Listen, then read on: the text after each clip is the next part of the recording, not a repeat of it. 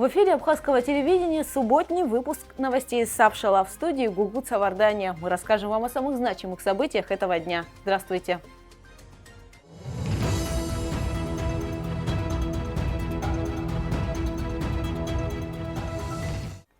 Сегодня в выпуске. В республике сформировано новое правительство.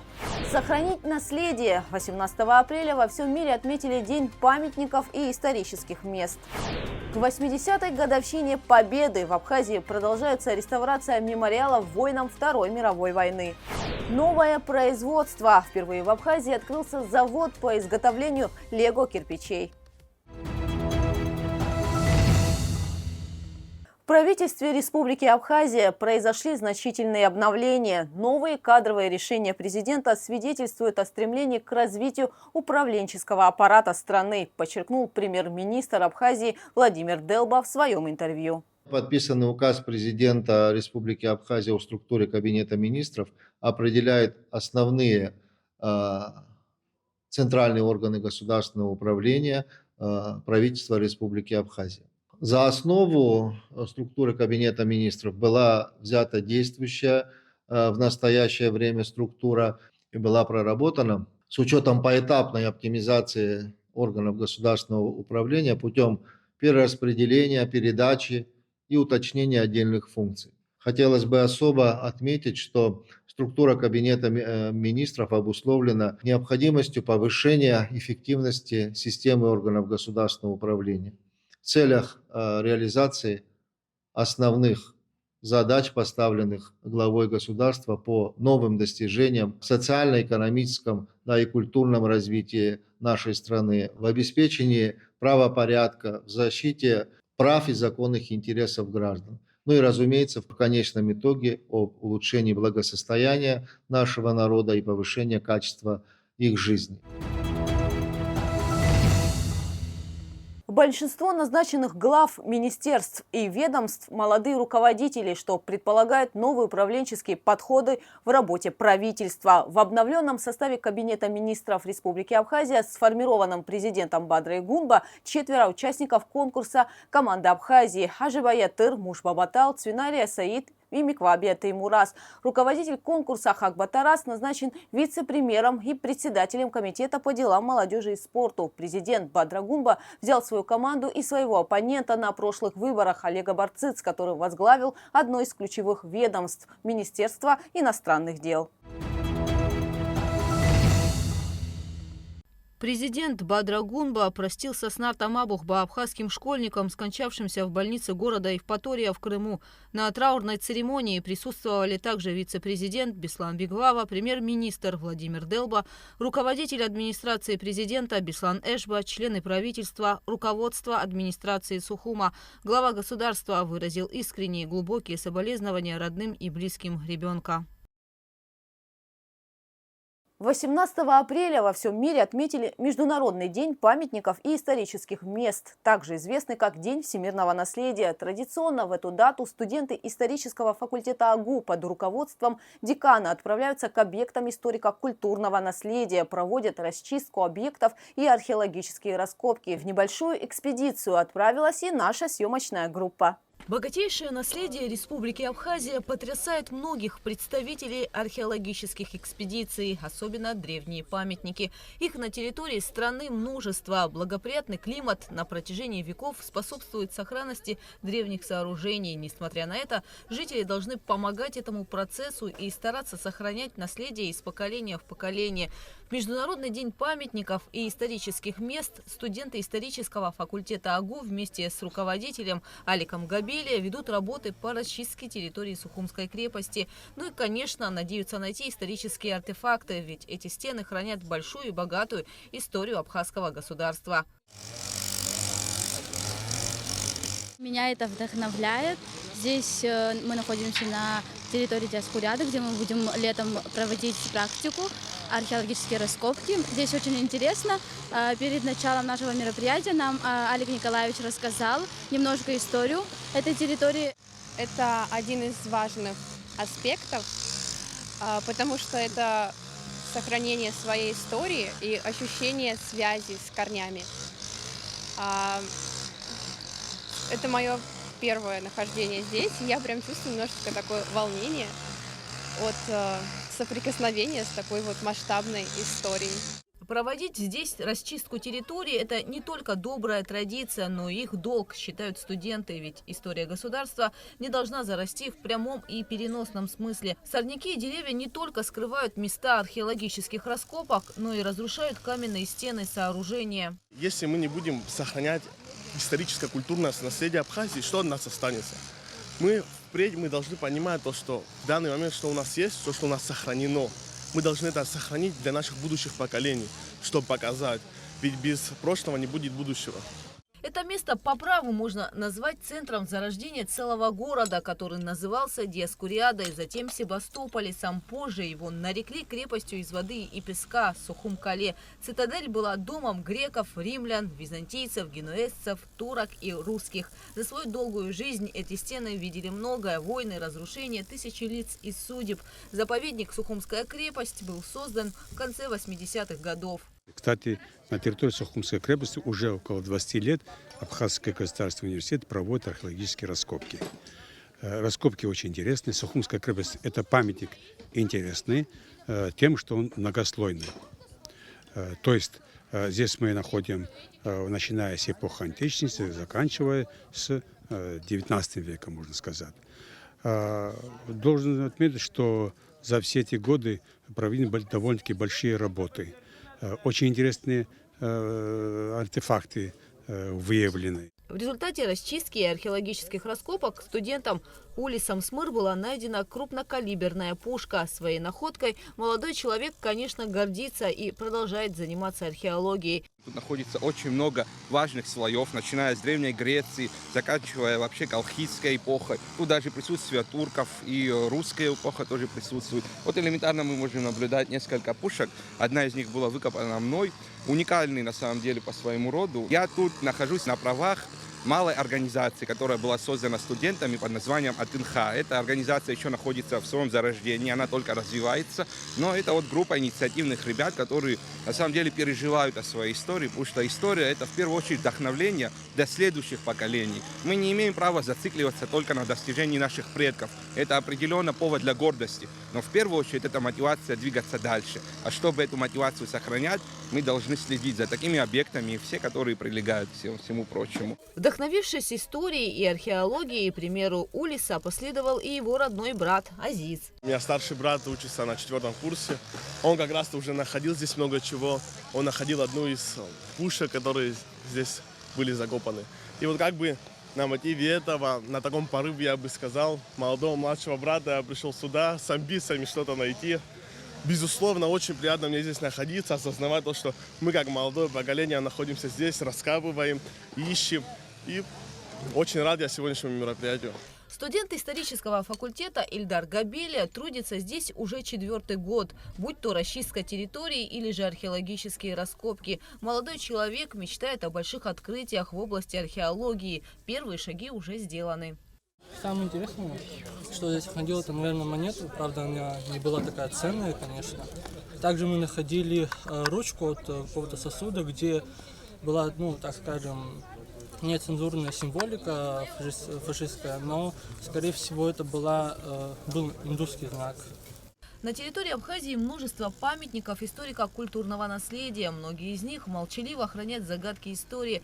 Огорчает то, что в последнее время наблюдается увеличение роста незаконного поиска и изъятия археологических предметов из мест залегания. Всему виной так называемые черные археологи. Именно их деятельность ведет к безвозвратной потере исторических артефактов. Должен сказать о том, что в нашей стране нужно бы, конечно, обращать большее внимание к памятнику культурного наследия.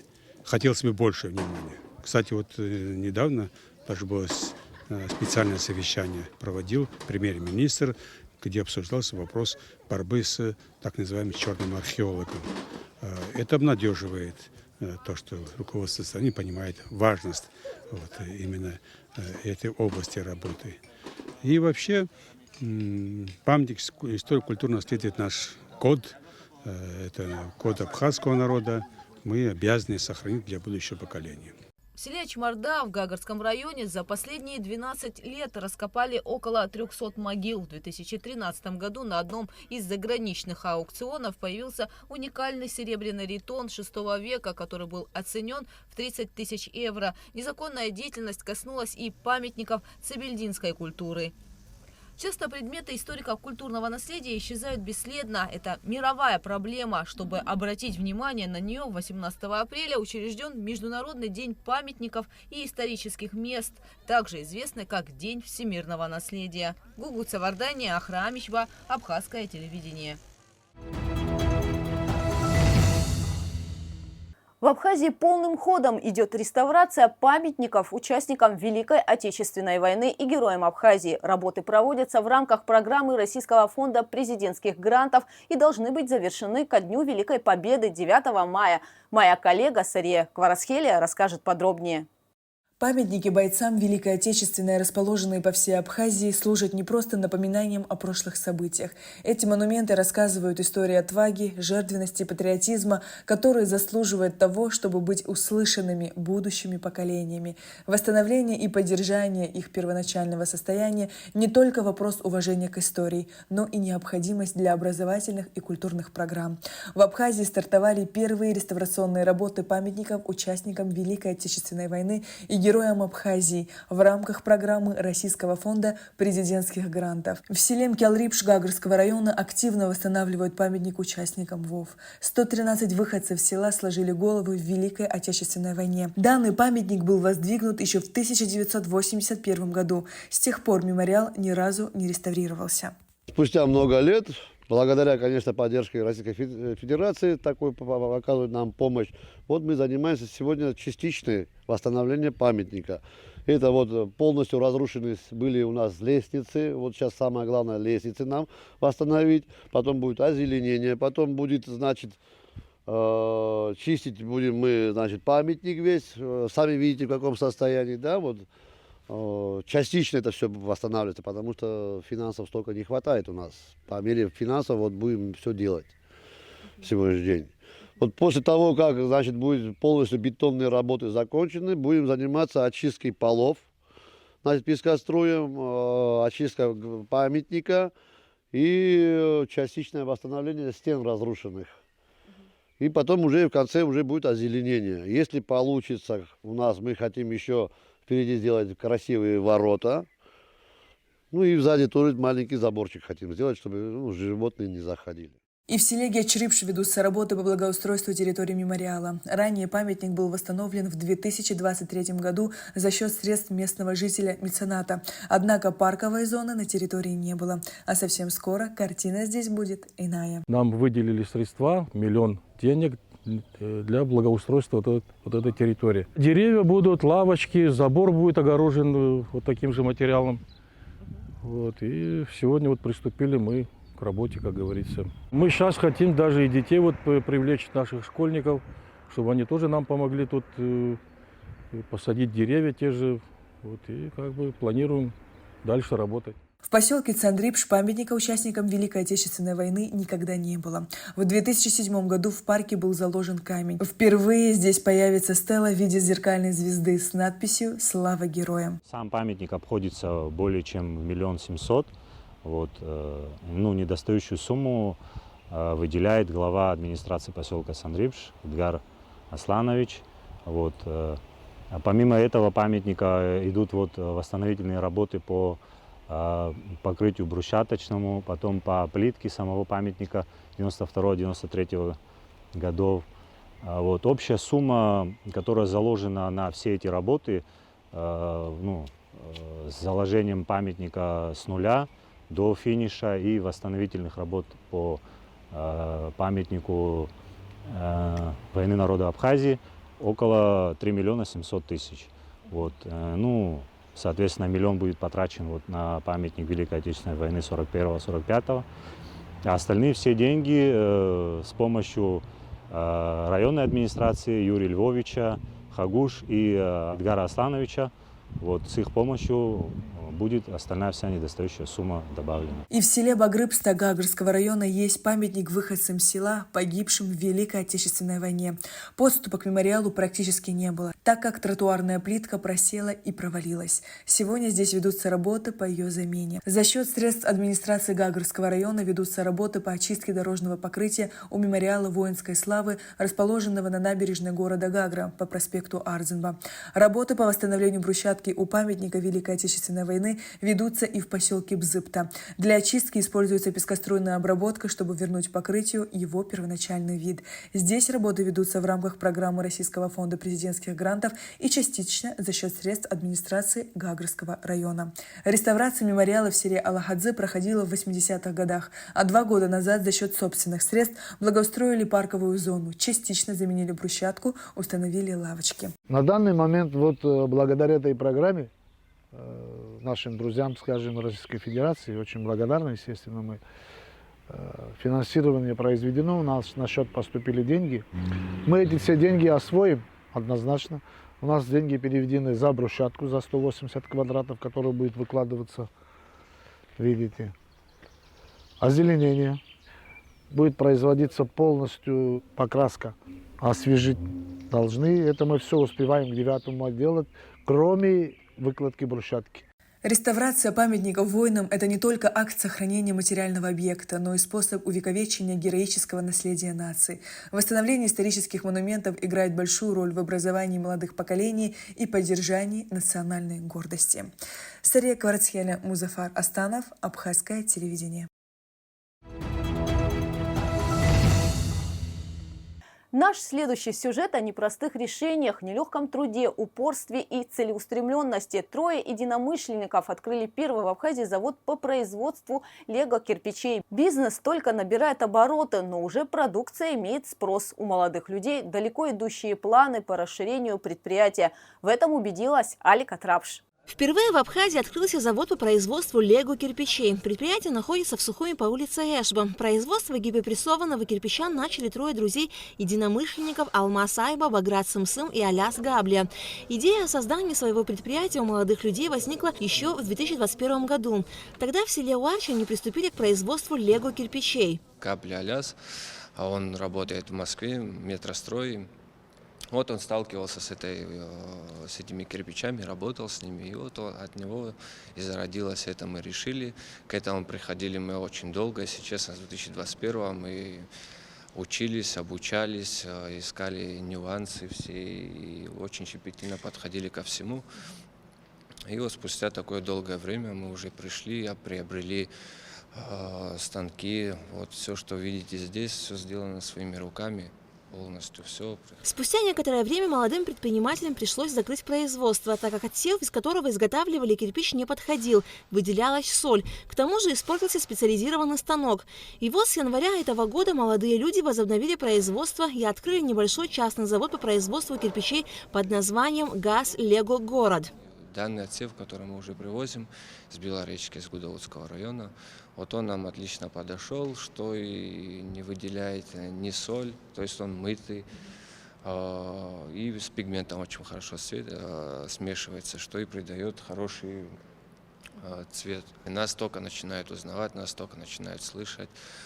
Спрос, конечно, пишут люди, звонят, интересуются, и продажи потихоньку начинают возрастать. Изготовление лего-кирпича – процесс трудоемкий. Если нарушить технологии, то результата не будет. В настоящее время на производстве трудятся 2 сотрудников, не включая самих предпринимателей. Гиперпрессованный кирпич производят из измельченного известняка-ракушечника. Минеральное сырье очищается, вымывается и измельчается до фракций 0,3 мм, благодаря чему кирпичи становятся плотными, прочными и морозостойкими. Мы сначала сюда засыпаем отсев, несколько раз мы его крутим, перемешиваем. Затем мы сюда добавляем цемент высшей марки, это марка М500. Засыпаем, еще раз перемешиваем, чтобы в однородную массу все размешалось. И затем уже, естественно, если мы делаем цветной, то пигмент добавляем, опять еще раз размешиваем, а затем уже добавляем воду. И еще кое-какие компоненты добавляем. Это, например, чтобы соль не выделял. Вот такие вот вещи добавляем, размешиваем. Все, смесь, когда готова, мы, к сожалению, сейчас пустой, но как мы его проверяем, смесь готова или нет?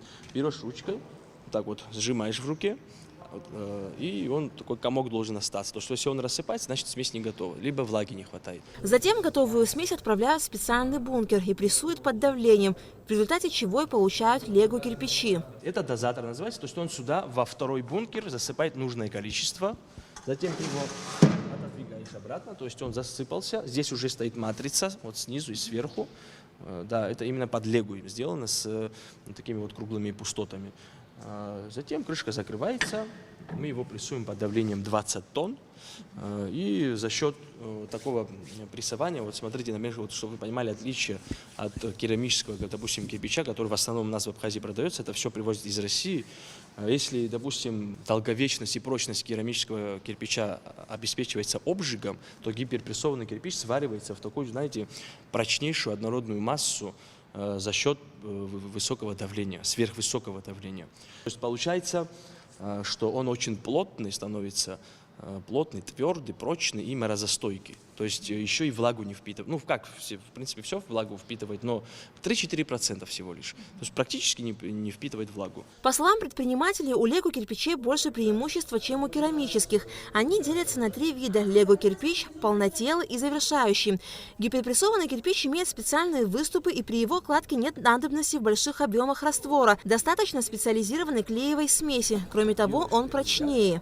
Значит, сертификат на готовую продукцию. Мы проводили анализы в аккредитованном лабораторном организации Lab Group, называется, в городе Москва. Значит, нам все необходимые лабораторные анализы наш кирпич прошел, он годен.